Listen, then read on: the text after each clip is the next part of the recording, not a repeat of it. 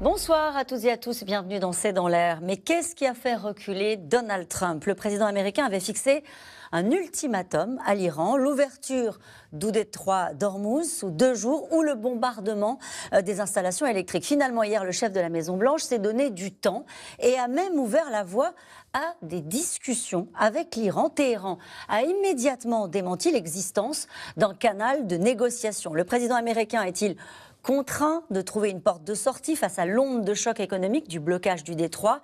Une nouvelle fois, en tout cas, il sème la confusion. Ce soir, le Pakistan se dit prêt à accueillir des discussions pour mettre fin à la guerre, alors même que dans le même temps, l'hypothèse d'un débarquement de troupes américaines sur l'île de Karg reste envisagée. Une chose est sûre, la dernière cible de Téhéran à 4000 km de ses frontières inquiète désormais les Européens. Hormuz, choc mondial, Trump cherche la sortie.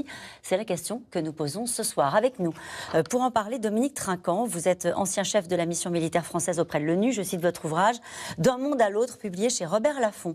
Avec nous ce soir, Alain Boer, vous êtes professeur émérite au CNAM, fondateur du pôle Sécurité, Défense et Renseignement. Votre livre « Trump, le pouvoir des mots » est publié aux éditions First. Avec nous ce soir, Mariam Pirzadeh, vous êtes rédactrice en chef à France 24 et ancienne correspondante à Téhéran de 2014 à 2019. Enfin, Nicole Bacharan, vous êtes historienne, politologue, spécialiste des États-Unis. Je rappelle votre livre « Requiem pour le monde libre » publié aux éditions de l'Observatoire. Bonsoir à tous les quatre. Bonsoir.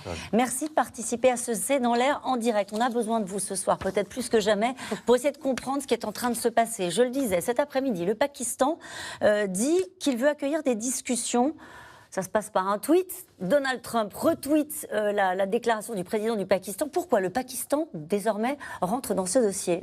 Mariam Pirzadeh. Alors, le Pakistan est entré un peu dans ce dossier parce que c'est un des rares navires qui a réussi à faire sortir du pétrole du détroit d'Ormuz, enfin, en tout cas, que la République islamique a laissé sortir. Mais il n'y a pas que le Pakistan, effectivement.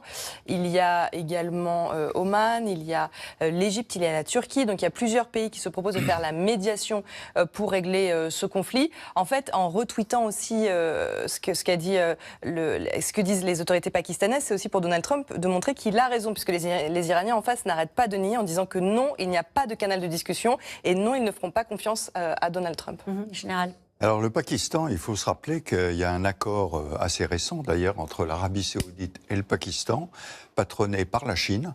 Et donc le Pakistan est très intéressé par tout ce qui se passe dans le Golfe. C'est le premier point. Le deuxième point, c'est qu'il n'est pas seul. Il y a la Turquie aussi qui s'intéresse. Or la Turquie est très proche de l'Iran. Et le lien